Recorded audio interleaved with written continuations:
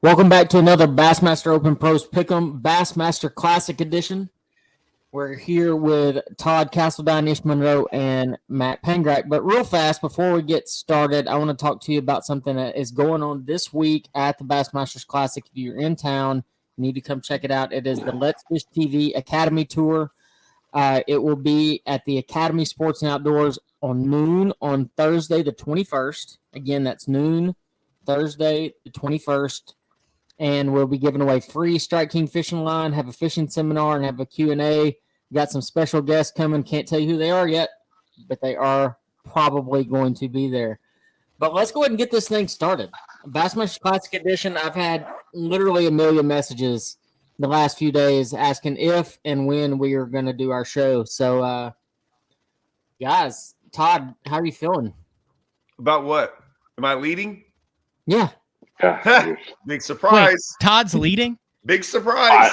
By a lot, There's probably. no way Todd's leading. What do you mean? I'm always leading, Matt. Where are you? How many points do you have? I don't even know. I'm in the lead. What does it matter? How many points do you have? Well, you can't I don't say you're in even the know how lead to if you look don't that up. know you're in the lead. Well, I'm always in the lead. How do you say that so confidently? I know you've had some absolute tank picks, though. What do you mean? Like everyone, you've had one that tanked. Look, live scope picks only. They don't tank. How many points do you have? Like, I don't know how to look that up. You can't say you're leading if you don't even know how to look up how many points you have. But I'm always. Am I leading? Andrew doesn't know. Matt, am I leading? That's to say, probably. I'm with him. I know I'm not because I'm in like the 20,000th place right now. I got I got over 2,000 points. Well, so do I. So do I. I don't.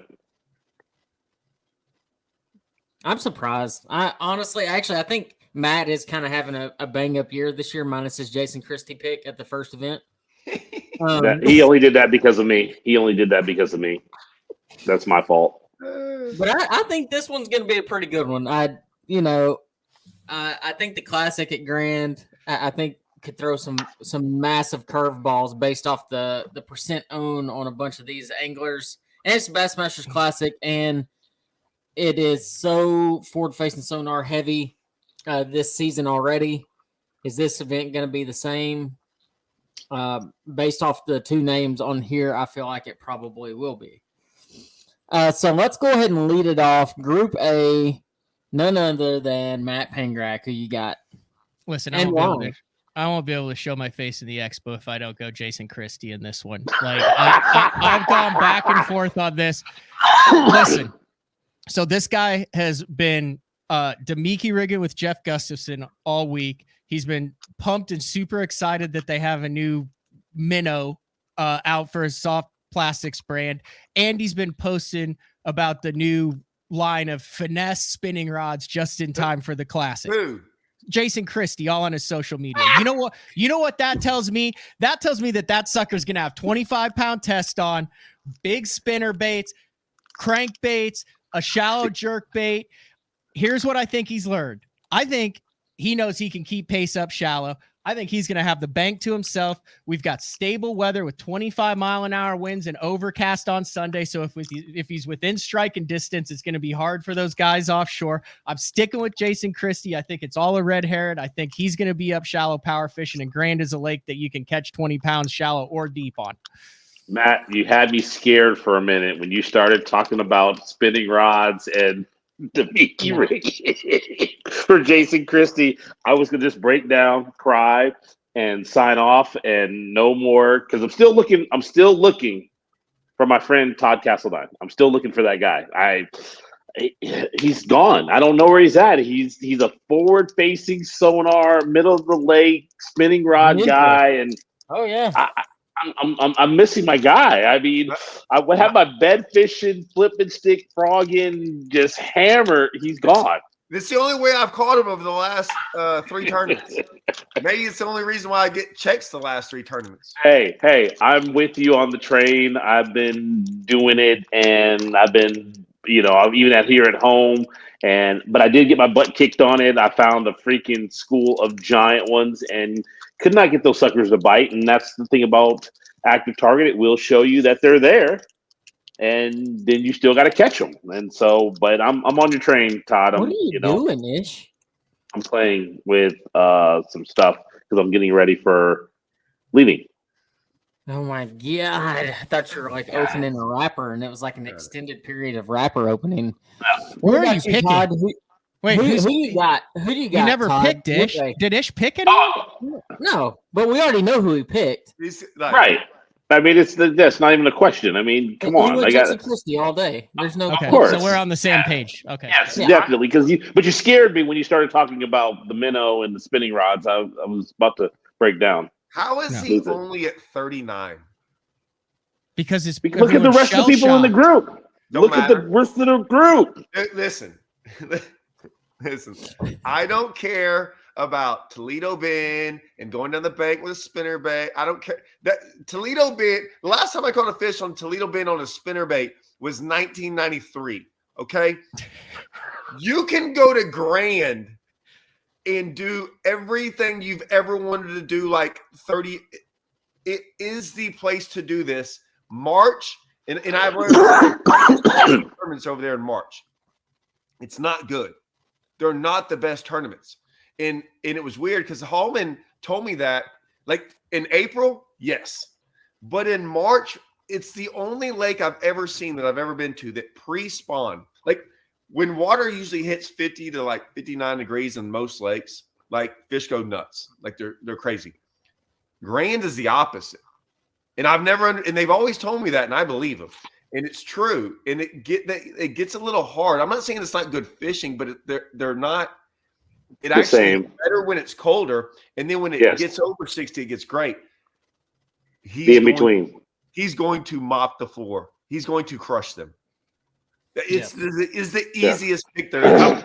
If it was 1 versus 50, I'm still picking Christie.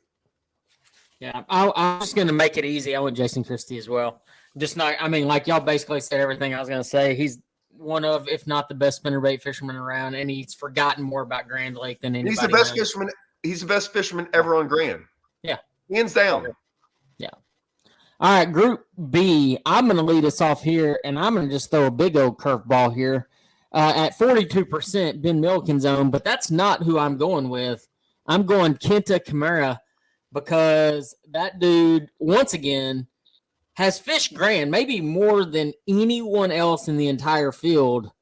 And to me, it's a pretty easy pick. I think Kenta is at 6.9%. I honestly am shocked he's that low. I guess it is because Milliken's in the group.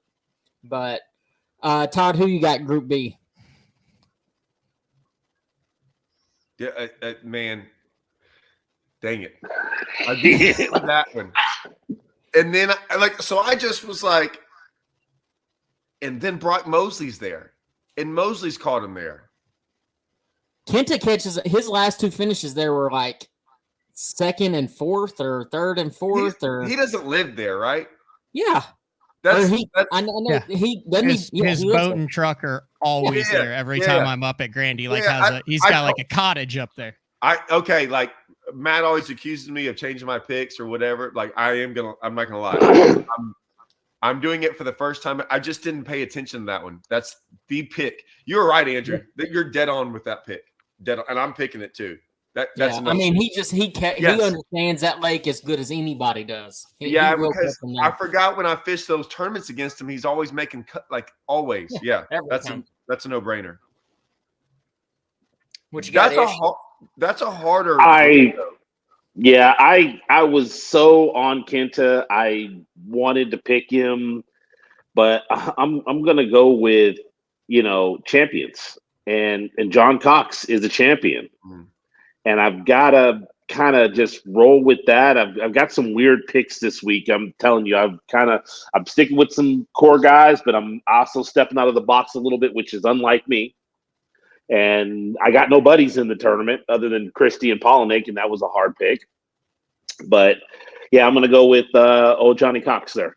It's funny you picked John Cox. So the last time the FLW tour was there, it was about the exact same time of year. And Cox had a terrible practice. He was in the back of Duck Creek and smashed on him when it was like nobody could catch him. Like, but you know why? You remember? Do you know the story about the crankbait? Yeah, he had to go borrow a crankbait. Didn't he borrow? He's never thrown one. He had never thrown a crankbait before. What do you mean he's never thrown a crankbait before? Up until that tournament, he had not, like, he's like, I don't throw crankbaits. He went and borrowed the fritz side. That was his first time using a fritz side. He borrowed one from another angler, and he went and top 10 on it or What, in something. Reddington? Yeah, it was Reddington. He borrowed it from Reddington. When you're good, you're good. He was throwing it on like a pitching rod or something. Didn't even have a cranking rod.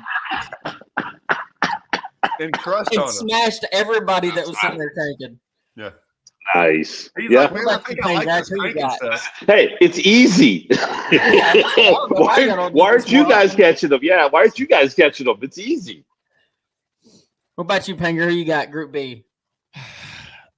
I'm torn, and believe it or not, I think I'm going to go John Cox as well. That March tournament was actually 10 days later than it is now, but we're having a really early spring. We basically didn't have a winter here in Grand, so it's basically like the first week of April. I'm also looking at last week the Nichols. There's a future bass here. You've got a bunch of guys that have two guys in the boat, Alabama rigs, forward facing sonar minnows, and it's taken less than 20 to get a top 5 here. And I'm looking at the guys who are doing it, and I really think the closer we get to this thing that you're going to be able to compete up shallow, and there's going to be a lot of fish up shallow that haven't gotten a ton of pressure because guys are scared to be on the bank now. And I think Cox is going to catch him. No, I like it. I honestly like the Cox pick big time. I think I might switch it to Ben Milliken though, because like I said, I'm a little shell shocked as to how things gone this year. I'm just letting you know that's one of the groups that I might switch. I'm locked in on the rest. It's either Milliken or John Cox. Right now I'm John Cox, just so Ish doesn't feel lonely. Oh, thank you. Man, that was really nice of you. That was nice of him. Todd, who you got Group C? To me, this actually wasn't the easiest group. This is probably one of the harder groups for me, at least. I struggled with this one. So if he puts this in his hand, he'll go catch him. Brian Schmidt. If he goes and does what he does, he'll go catch him. Chatterbait. 100%. Yeah. He'll go catch him doing that. Like that bait the last couple of years. Schmidt has too many graphs on his boat. That's true. I'm hoping he leaves that behind. Hey, when you do it, once you've committed, you're committed, and he's committed. He's all in on it, and Yeah. I don't think. Yes, he's all in. So he's not going to go do that. I don't think he is. I think he's I going to don't be think all he is in. at all. He's going to go to I the think live he's. scope. Yep, I think he's all in, dude. When you go drop $50,000 on electronics, I mean, you can pretty much know the guy's committed. Yep. What about he's you? married. Maybe he'll bomb in practice and just go pick it up. God, I don't like that pick now, man. If he just went back to doing, if he just went and did what he was supposed to do, he'd catch him. Hey, that's a lot of us, Todd. That's a lot of us, Todd. I don't like this. I don't like this pick. I don't like anything about this. Who you got, Pangrac? Group C.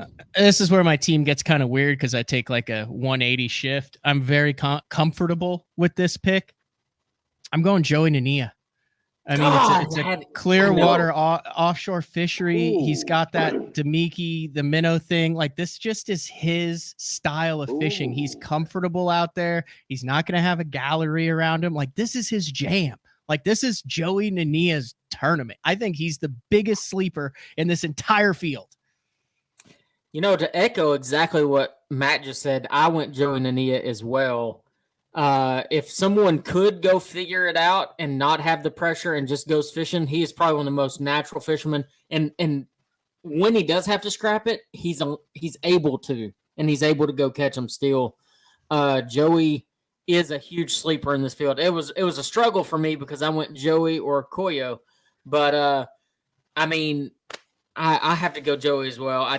He is just a really, really solid fisherman, and he's great with a minnow. Probably as good or better than anybody there. And it's not his first classic either, so it's not like the dude's like gonna start. I mean, like he's gonna be there to win. Yep.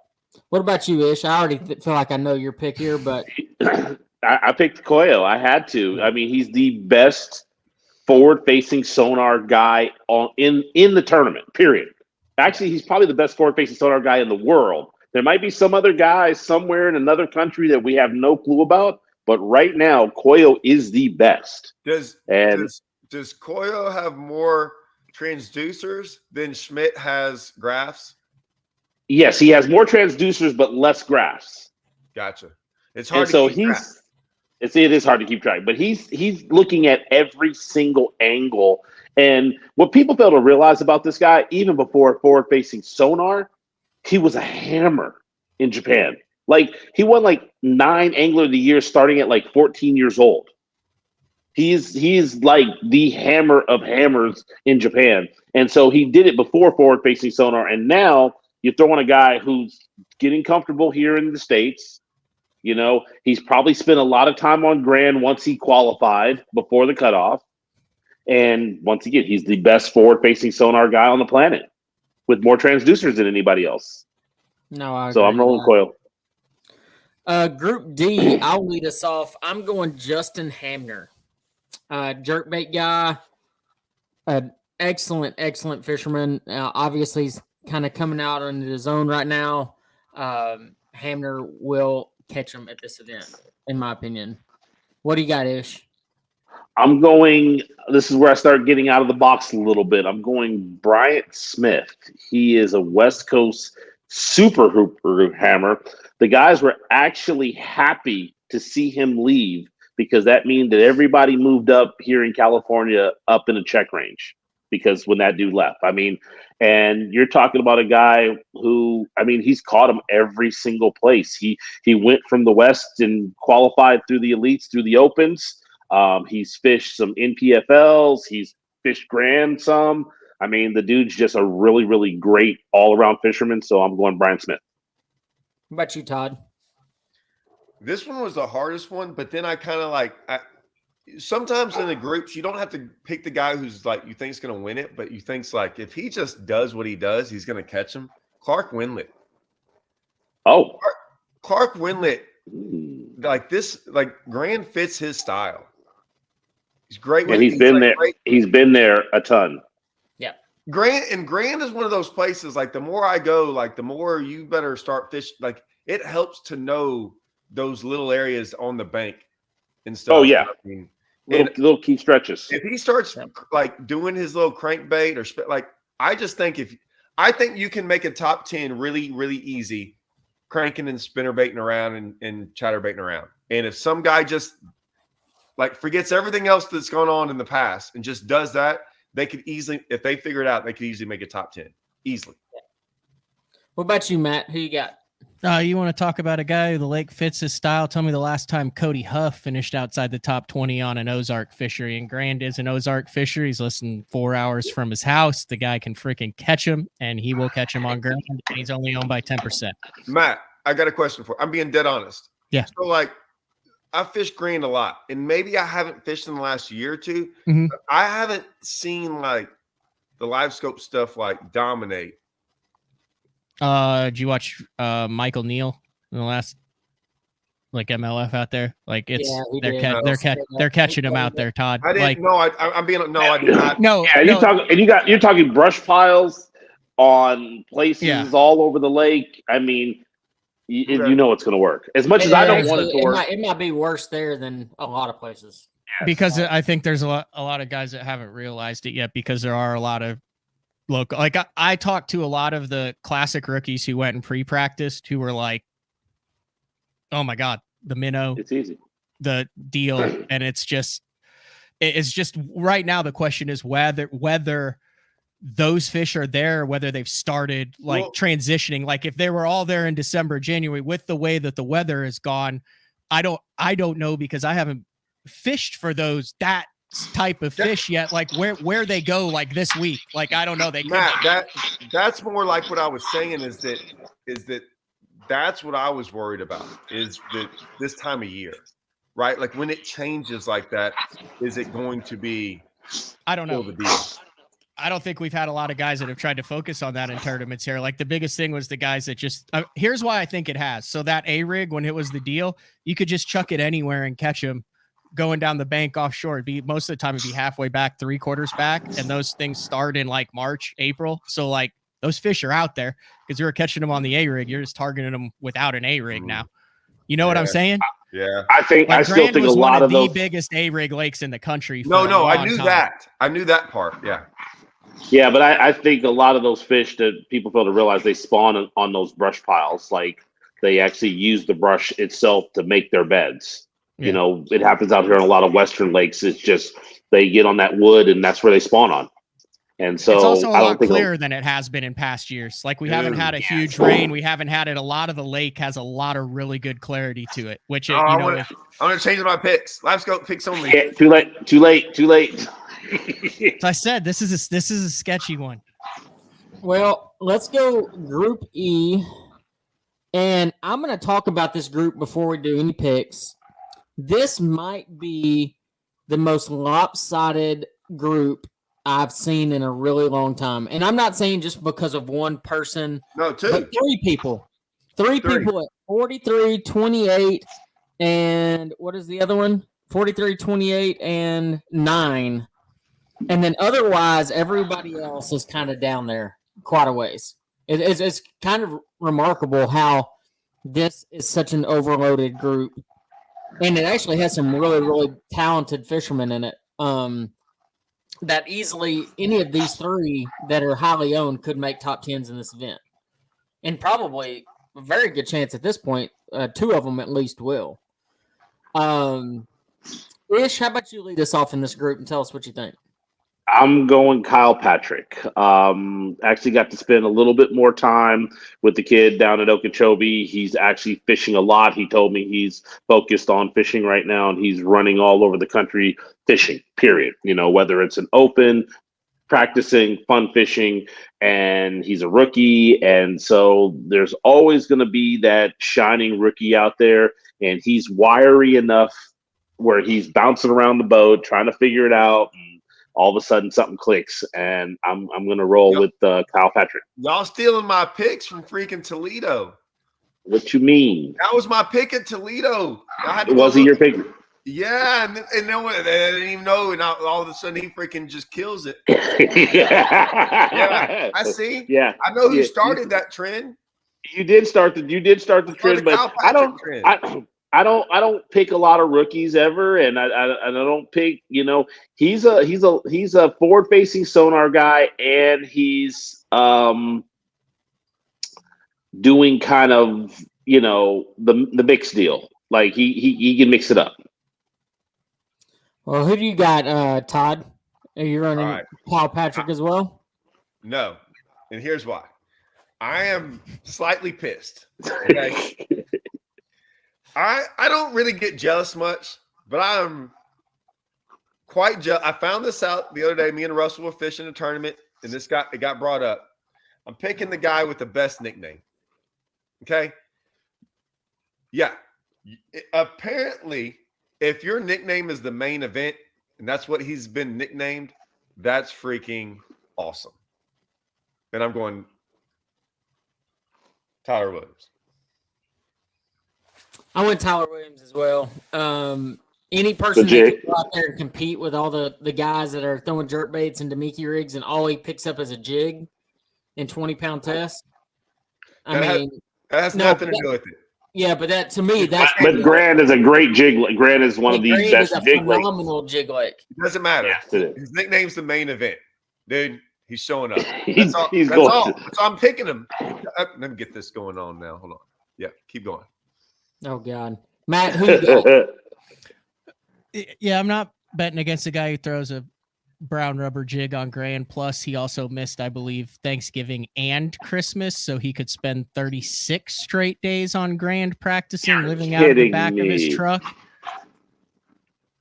Wow. And I don't have confirmation of this, but the guy put numerous fish over 7 and 8 in his boat during those 35 days of practice. It would not surprise me if there is a freak show bag, it will come from Tyler Williams. So is this now the new thing too, that they're going to regulate on how much pre-practice guys get? Is that going to be the next thing? Probably. You can only spend 14 and a half days out there, not 36. Goes off limits Days. January 1st. So I mean, the guy I think was out there all of December and November. Then we have to cut off Jason Christie for pre-practicing for 936,000 days over the past 12, 15 years. Yeah, I agree with that. Well, here is one of my favorite times of the show is what do you think the winning weight will be? 3 days. 3 days. Whew. I'm going 58-10. 58-10. All right, what do you got, Pinger? I got 59-12. Gosh, I feel like I just overwhelmed my weights here. I went 68-2. Oh, Damn. God. I think they're 23 a day? Rand is, you got to remember, I mean, you think about it, Christie was averaging 20 a day, and then Edwin caught that one giant sack, but Edwin caught that one giant sack due to the fact that he had that all by himself. But I think There was not a there's single legit perspective. chance that Christie can find something or has something like that where he can go bust a 25 or 27 pound bag, and then he backs up with a couple of 20s. Last week, March 10th, Nichols. Like, I'm looking at the names of these guys, like the Caps and the Smiths and Justin McClellan and Mike Valster. Like, all these guys are in the top. 7.5 pounder was Big Bass. 6th place was 1938. You're talking 250 boats, 2 guys, 3 days of practice that live on the dang lake with A-rigs. Okay, I put 64-2. What do you got? Watch it be like dead nuts what it was before. Yeah, yeah. Watch it be 68.